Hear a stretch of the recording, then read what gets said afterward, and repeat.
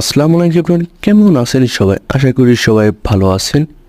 বড় সাইজের 2 পিস লুচি, বড় সাইজের 1 পিস চিকেন চাপ, সাথে ভ্যানিলা মিল্কশেক, এগুলো কোথায় খেলাম আমি এবং এগুলো খেতে কেমন বিস্তারিত থাকছে এই ভিডিওতে।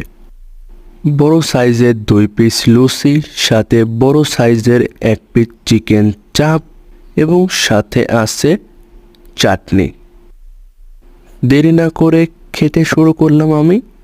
প্রথমে লুচিটা অল্প একটু ছেড়ে নিচ্ছি। লুচিটা ছিল সফট, ছিঁড়তে কোনো অসুবিধাই হচ্ছিল না।